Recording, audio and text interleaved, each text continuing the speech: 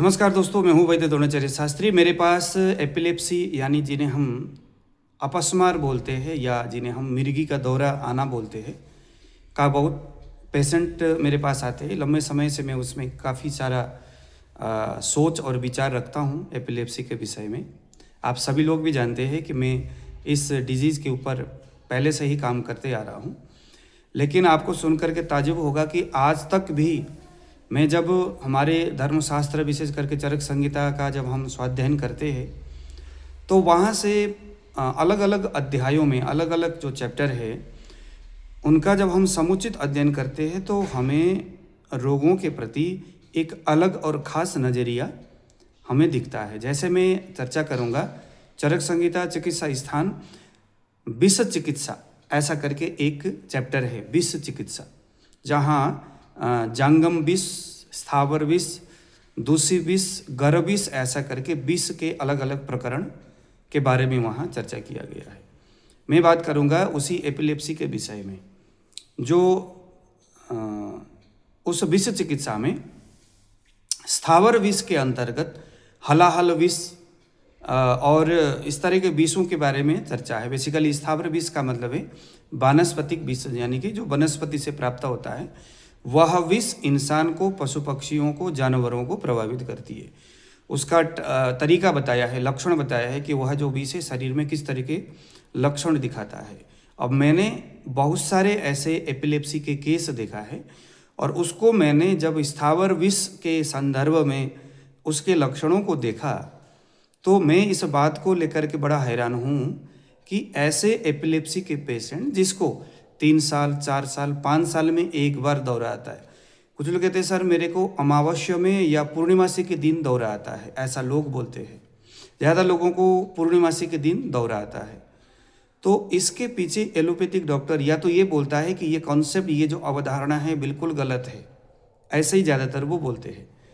तो इसमें कोई भी अगर पेशेंट कोई बात बोल रहा है तो वो गलत कैसे हो सकता है?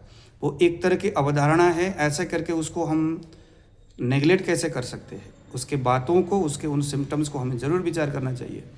हाँ, ये ज़रूर है कि वह चीज़ उन बातों को अपस्मार जो है जिसको हम मुख्यतः एपिलेप्सी के विषय में देखते हैं कि अपस्मार इज इक्वल टू एपिलेप्सी, जब हम इस तरह से देखते हैं तो इन रोगों को हमें समझ में नहीं आता कि भैया और दिन तो कोई दिक्कत ही नहीं है, बाकी दिन तो सामान्य लोगों की तरह खाना पीना, चलना फिरना सब कुछ होता है, कोई दिक्कत नहीं है। ना आग के सामने जाने से उसको कोई दिक्कत होती है, न पानी के सामने जाने से कोई दिक्कत होती है, न पेड़ के ऊपर चढ़ा हुआ आदमी है उसको कोई दिक्कत होती है। नहीं, 1.5 साल, 2 साल, 3 साल, 4 साल, किसी किसी को 3 महीने, 6 महीने, किसी किसी को अमावस्या पूर्णिमासी के दिन अचानक कुछ ऐसा होता है कि उसको दौरा आता है।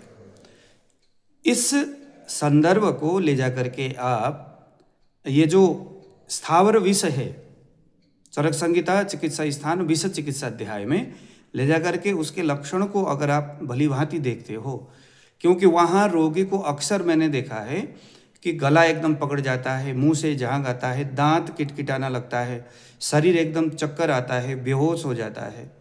बेसिकली इस तरह के पेशेंट में होता ही तो यही है, इसके अलावा और क्या चीज़ होता है?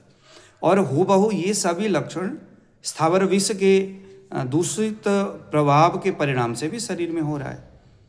हम लोग बेसिकली जो विष है, विष का मतलब हम यही समझते हैं कि भैया सर्प ने काट लिया, चूहा ने काट लिया, छछूंदर ने काट लिया या कुत्ता ने काट लिया, तो उसी को हम विष मानते हैं।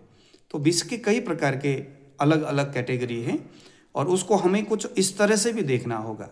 तो क्योंकि मेरे पास एपिलेप्सी के पेशेंट आते हैं, मैं उसके ऊपर ज़्यादा सोचता हूँ, हमेशा चिंतन करता रहता हूँ, क्योंकि मेरे पास कुछ पेशेंट आते जो ठीक नहीं होते। ठीक ना होने के पीछे मेरा यही एक सोच भी हो सकता है कि मैं उसको सिर्फ अपस्मार तक सीमित रखता हूँ, और ये मेरा सबसे बड़ा गलती है। विगत 4-5 साल से मैं एपिलेप्सी को कभी ग्रहणी, कभी रक्तपित्त, कभी वात रक्त, कभी कुष्ठ, कभी उन्माद, ऐसे अलग अलग प्रकरण से जब हम वहाँ बताए हुए लक्षणों को जोड़ करके देखते हैं तो हुबहू चीज़ें हमें वहाँ समझ में आती है। और मैं उस जैसे किसी का रक्तपित्त दिखता है तो उसकी चिकित्सा में करता हूँ तो उसका इधर एपिलेप्सी ठीक हो जाता है। तो एक नया विषय, शायद ये अनटच है, अभी तक किसी ने पता नहीं चर्चा किया नहीं किया, कोई इस विषय में किसी ने ध्यान दिया है कि नहीं दिया है। लेकिन मैं, क्योंकि मेरा अहरनिश मेरा यही सोच रहता है कि यार एपिलेप्सी को कैसे हम 100% क्योर कर सकते हैं, तो उस संदर्भ में मैंने देखा कि एपिलेप्सी का जो सिम्टम्स है, मतलब कुछ पेशेंट में जिसको 2 साल 3 साल 4 साल 5 साल या 6 महीने 3 महीने 15 दिन 30 दिन में जो दौरा आता है, वहाँ जो स्थावर विष के लक्षणों के साथ मैं जोड़ करके देखता हूँ। तो अब से मैं इस तरह की बात भी अपने दिमाग में जरूर रखूँगा पेशेंट आने पर कि इसको कहीं स्थावर विष का प्रभाव तो नहीं है, अगर है तो वहाँ हमें विष चिकित्सा करना भी बड़ी ज़रूरी होती है। इस तरह की समस्या विष चिकित्सा में, उस प्रकरण में बताए चिकित्सा विधि को किए बगैर ये रोग संभवतः ठीक नहीं होगा। सिर्फ हमें एपिलेप्सी के दवाई खाने से इस तरह की समस्याएं कभी ठीक नहीं होता। रोगी कंटिन्यूसली दवाई खाता रहता है, उसको आराम कभी नहीं मिलता। अगर आप या आपके परिवार में भी कोई ऐसा सदस्य है जिसको 15 दिन में, 30 दिन में, 6 महीने में, 1 साल में, किसी किसी को तो 4-4 साल में, अदरवाइज एलोपैथिक दवाई खाते रहते हैं, उनको आना उतने दिन में है जितने दिन में वो आने वाली अवस्थाओं को वो दवाई कंट्रोल कर नहीं रहा है। बस रोज़ वो दवाई खाए जा रहे और उस दवाई खाने से उसके मानसिक स्थिति खराब हो रही है, कॉन्स्टिपेशन बढ़ रहा है शरीर में और दूसरे रोग बढ़ रहे, क्योंकि बेमतलब में वो अनटच मेडिसिन को खा रहे। वो उस मेडिसिन का कोई डायरेक्टली प्रभाव उसमें था नहीं, क्योंकि समस्या के मूल जड़ तक वो दवाई नहीं पहुंच रहा था। तो इन सभी संदर्भों का एक ही ये आशय निकलता है कि हमारे पास जब कोई रोगी आते हैं तो हमें फाइनली और प्रॉपर तरीके से डायग्नोस करना है। सिर्फ अपस्मार ही नहीं, बल्कि अन्यान्य जो चिकित्सा स्थान, निदान स्थान में बताए हुए उन रोगों के ऊपर भी हमें फोकस करना है। और जहाँ इस पेशेंट के लक्षण जाकर के दिखता है अधिक से अधिक, उस रोग में बताए गए जो चिकित्सा विधि है, उसकी जो व्यवस्था है, उसकी जो लाइन ऑफ ट्रीटमेंट है, उसकी आहार विहार है, उसकी समूचा जो कॉन्सेप्ट है, उसको भी हमें ध्यान रखना होगा। तो दीजिए विदा, नमस्कार।